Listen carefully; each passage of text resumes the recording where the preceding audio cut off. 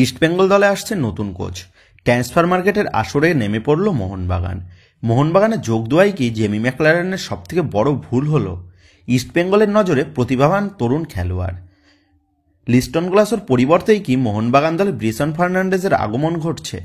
তো এই সমস্ত গুরুত্বপূর্ণ টপিকগুলো নিয়েই এই ভিডিওতে তোমাদের মধ্যে আলোচনা করার আছে। সেক্ষেত্রে ভিডিওটা কিন্তু বেশ ইন্টারেস্টিং একটা ভিডিও হতে চলেছে। সেক্ষেত্রে ভিডিওটা তোমাদের না স্কিপ করে পুরোটা দেখার অনুরোধ থাকলো। আর তোমাদের সবার কাছে অনুরোধ থাকলো, ভিডিওটা ভালো লাগলে তোমরা সবাই কিন্তু এই ভিডিওতে একটা লাইক করে দিও। আর আমাদের চ্যানেলে তোমরা যারা প্রথমবার এসেছো তারা কিন্তু অবশ্যই আমাদের চ্যানেলের সাথে যুক্ত হয়ে যেও পাশে সাবস্ক্রাইব বাটনটা প্রেস করে। তো যাই হোক, চলো আর দেরি না করে আজকের ভিডিওর মূল টপিকগুলো নিয়ে আলোচনা শুরু করা যাক।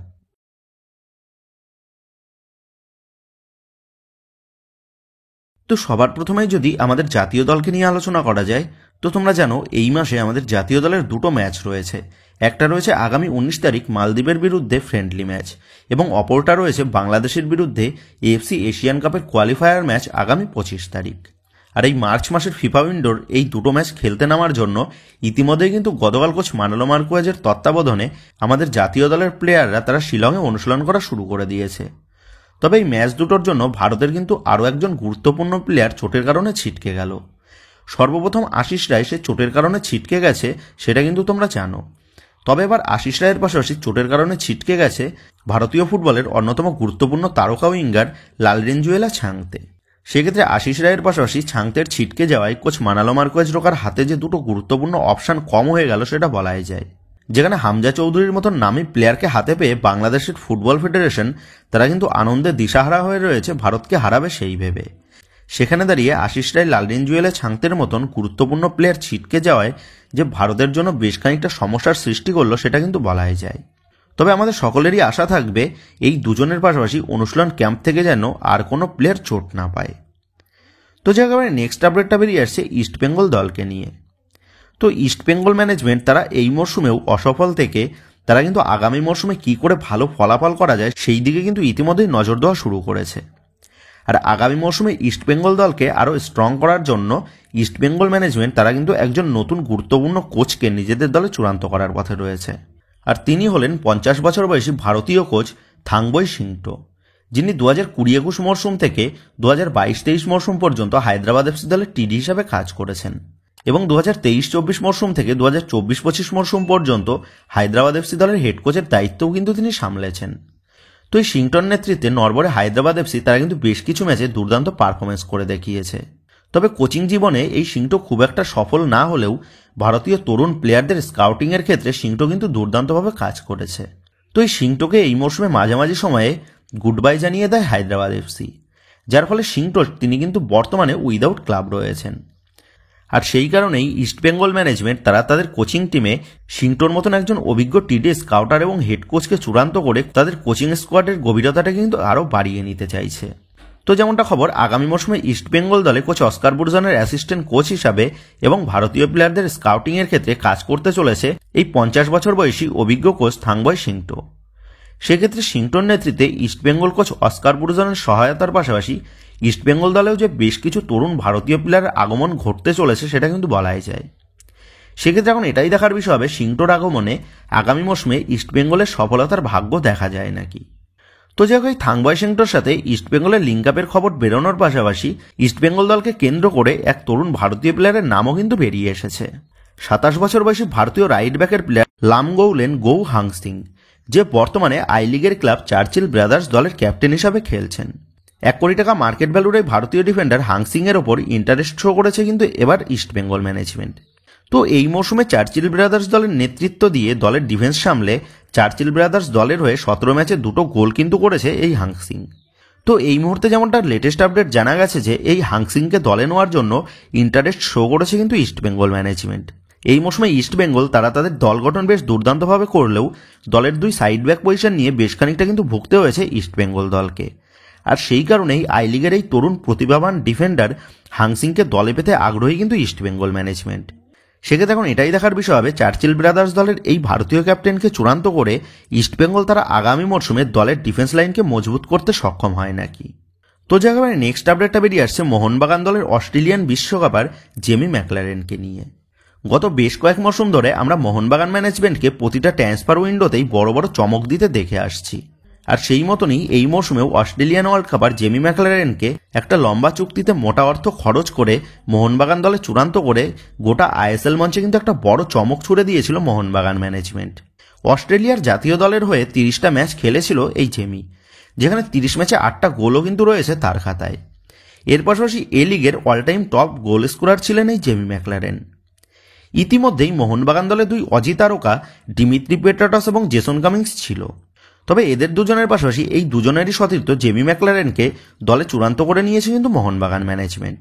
জেমি ম্যাকলারেন সে এই মরশুমে মোহনবাগান দলে যোগ দিয়েই মরশুম শুরুতেই চোটের কারণে ডুরান্ট ম্যাচে সে মাঠে নামতে পারেনি, তবে আইএসএল এর শুরুর দিকেই জেমি ম্যাকলারেনকে আমরা মাঠে দেখেছি সবুজ মেরুন জার্সিতে, এবং মোহনবাগান জার্সিতে আইএসএল ম্যাচে মোট 22 ম্যাচে 11টা গোল এবং 2টো অ্যাসিস্ট কিন্তু করে রীতিমতন নিজের পায়ের জাদু দেখিয়েছেন এই অজি তারকা জেমি ম্যাকলারেন। তবে মোহনবাগান ক্লাবে যোগ দিয়েই কি নিজের ফুটবল জীবনে বড় ভুল করে ফেলল এই অজি বিশ্বকাপার? তো এবার তোমরা ভাবতেই পারো আমি কেন এমন বলছি। তো দেখো, অস্ট্রেলিয়া থেকে এর আগে যে সমস্ত প্লেয়াররা ভারতে খেলতে এসেছে সেই সব প্লেয়ারদেরকেই কিন্তু অস্ট্রেলিয়ার জাতীয় দল থেকে বাদ দিয়ে দিয়েছে অস্ট্রেলিয়ান ফুটবল ফেডারেশন, যাদের মধ্যে জলজান্ত উদাহরণ হচ্ছে জেসন কামিংস। তবে এবার কিন্তু জেসন কামিংসের পাশাপাশি অস্ট্রেলিয়ার জাতীয় দলের নিয়মিত সদস্য এই 31 বছর বয়সী তারকা স্ট্রাইকার জেমি ম্যাকলারেনকেও কিন্তু আবার বাদ দিয়ে দেওয়া হলো অস্ট্রেলিয়ার জাতীয় দল থেকে।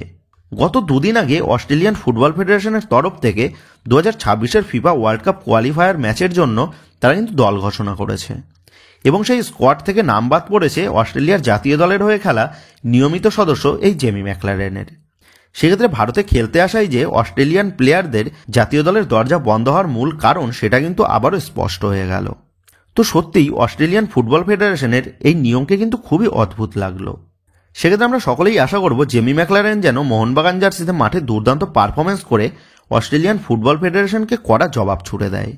তো যাক, এবার পরবর্তী আপডেটটা নিয়ে আলোচনা করা যাক। তো মোহনবাগান দল তারা এই মৌসুমে দুর্দান্ত পারফরমেন্স করে তারা ইতিমধ্যেই ভারত সেরার খেতাব জয় করে নিয়েছে, এবং মোহনবাগানের এই মৌসুমের যে স্কোয়াড রয়েছে তাতে আগামী বেশ কিছু মরশুম এই স্কোয়াড নিয়েই তারা কিন্তু ভারত সেরার রেসে এগিয়ে থাকতে পারবে, সেটা কিন্তু বলাই যায়। তবে মোহনবাগান ম্যানেজমেন্ট তারা তাদের সফলতার বিষয় নিয়ে কিন্তু এতটাই চিন্তিত যে তারা দলের কোনো অংশেই কমতি রাখতে চায় না। এই মৌসুমে আইএসএল এর one of the best squad মোহনবাগানের হাতে থাকা সত্ত্বেও মোহনবাগান ম্যানেজমেন্ট তারা কিন্তু তাদের দলকে আরও শক্তপোক্ত করে তোলার জন্য ট্রান্সফার মার্কেটে নেমে পড়ল।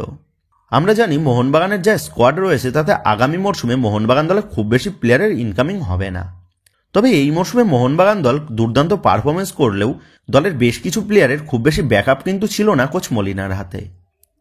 আর আসন্ন মরশুমে দলের সেই সমস্ত জায়গাগুলো ভরাট করার জন্যই মোহনবাগান ম্যানেজমেন্ট তারা কিন্তু এবার ট্রান্সফার মার্কেটে নেমে পড়ল আইএসএল এর অন্য দলের সেরা প্লেয়ারদের টার্গেট করে।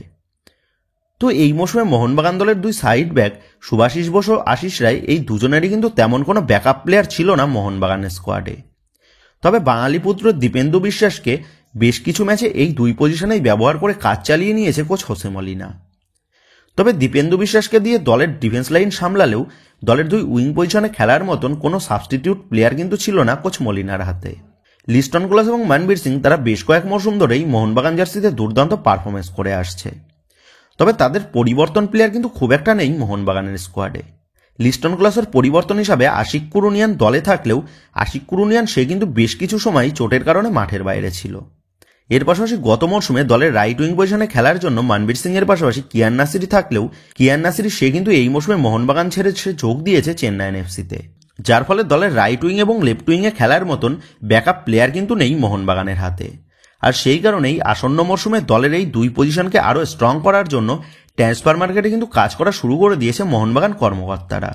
এবং যেমনটা জানা গেছে 23 বছর বয়সী ভারতীয় মিডফিল্ডার ব্রিসন ফার্নান্ডেসকে আসন্ন মরশুমের জন্য প্রধান টার্গেট লিস্টে রেখেছে কিন্তু মোহনবাগান ম্যানেজমেন্ট। 80 লাখ টাকা মার্কেট ভ্যালুর এই ব্রিসন ফার্নান্ডেস সে এই মরশুমে এফসি গোয়া জার্সিতে দুর্দান্ত পারফরমেন্স করেছে, সেটা কিন্তু তোমরা দেখেছো। এই মরশুমে এফসি গোয়া জার্সিতে আইএসএল 22 ম্যাচে 7টা গোল এবং 2টো অ্যাসিস্ট কিন্তু সে করেছে। ব্রিসন সে মূলত মিডফিল্ড পজিশনের প্লেয়ার হলেও কোচ মানালো মার্কোয়েজ রোকা তাকে কিন্তু প্রতিটা ম্যাচেই ব্যবহার করেছে এফসি গোয়া দলের উইং পজিশন সামলানোর ক্ষেত্রে। লেফট উইং এর পাশাপাশি রাইট উইং এই 2 পজিশনেই খেলতে অভ্যস্ত এই ব্রিসন। তো যেমনটা জানা গেছে এফসি গোয়া দলের এই তরুণ উইঙ্গারকে দলে নেওয়ার জন্য ইতিমধ্যেই কিন্তু এফসি গোয়া ম্যানেজমেন্টের সাথে কথাবার্তা শুরু করে দিয়েছে মোহনবাগান ম্যানেজমেন্ট। তবে এফসি গোয়ার সাথে 2026 সাল পর্যন্ত চুক্তি রয়েছে এই ব্রিসনের, যার ফলে এফসি গোয়া ম্যানেজমেন্ট তারা কিন্তু ব্রিসনকে ছাড়ার জন্য একটা বড় দাবি তারা করেছে মোহনবাগান ম্যানেজমেন্টের কাছে। যেমনটা জানা গেছে, এফসি গোয়া ম্যানেজমেন্ট তারা ব্রিসনকে ছাড়ার জন্য মোহনবাগান দলের এক তারকা প্লেয়ারকে তারা দলে চেয়েছে, আর সেই প্লেয়ারটা হচ্ছে মোহনবাগান দলের ভারতীয় লেফট উইংয়ের প্লেয়ার লিস্টন কোলাসো। যেমনটা জানা গেছে, এফসি গোয়া ম্যানেজমেন্ট চাইছে লিস্টন কোলাসোর পরিবর্তেই ব্রিসন ফার্নান্ডেসকে দল থেকে ছাড়তে। তবে আবার মোহনবাগান ম্যানেজমেন্ট তারা তাদের দলের এই গুরুত্বপূর্ণ প্লেয়ারকে ছাড়ার বিষয়ে কিন্তু খুব একটা আগ্রহী নয়। তবে মোহনবাগান ম্যানেজমেন্ট এই ব্রিসনকে দলে নেওয়ার বিষয়ে কিন্তু আবার প্রচণ্ড আগ্রহী। সেক্ষেত্রে এখন এটাই দেখার বিষয় হবে লিস্টন কোলাসোর পরিবর্তে ব্রিসন ফার্নান্ডেসকে দলে চূড়ান্ত করে নাকি মোহনবাগান ম্যানেজমেন্ট, নাকি একটা মোটা অর্থ ট্রান্সফার ফি দিয়ে এফসি গোয়া থেকে ব্রিসন ফার্নান্ডেসকে ছিনিয়ে নিয়ে আসে মোহনবাগান কর্তারা। তবে যদি নিতান্তই ব্রিসন ফার্নান্ডেসকে দলে নেওয়া সম্ভব না হয়, তাহলে মোহনবাগান ম্যানেজমেন্ট তারা কিন্তু আরও বেশ কিছু সেরা উইঙ্গারদের তারা কিন্তু তাদের ব্যাকআপ টার্গেট লিস্টে রেখেছে।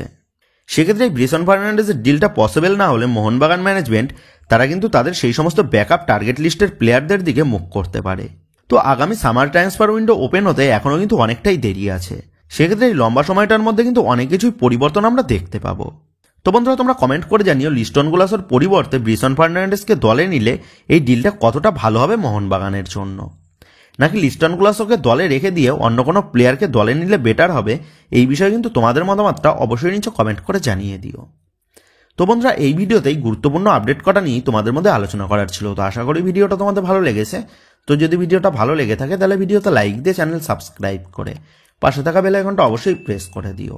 আর তোমরা যারা এখনো পর্যন্ত আমাদের সোশ্যাল মিডিয়া পেজের সাথে যুক্ত হওনি, তারা কিন্তু অবশ্যই নিচে ডিসক্রিপশন বক্সের লিঙ্ক থেকে আমাদের সোশ্যাল মিডিয়া পেজের সাথেও যুক্ত হয়ে যাও, কারণ এখন কিন্তু সমস্ত লেটেস্ট আপডেটগুলো সবার আগে আমাদের সোশ্যাল মিডিয়া পেজেই পোস্ট করা হয়। আর তোমরা এখন ফেসবুক এবং ইনস্টাগ্রামে গিয়ে তোমরা আমাদের এই চ্যানেলটার নাম লিখে সার্চ করলেও তোমরা কিন্তু আমাদের ফেসবুক এবং ইনস্টাগ্রাম পেজটাও খুঁজে পেয়ে যাবে। সেক্ষেত্রে তোমার প্রিয় দলের সমস্ত রকম লেটেস্ট আপডেট সবার আগে জানার জন্য এবং আমার সাথে সরাসরি যে কোনো বিষয়ে কথা বলার জন্য তোমরা কিন্তু অবশ্যই মনে করে আমাদের সোশ্যাল মিডিয়া পেজের সাথে যুক্ত হয়ে যাও। তো বন্ধুরা, এই ভিডিওটা এটুকুই ছিল। তো আসি বন্ধুরা, দেখা হচ্ছে পরের ভিডিওতে।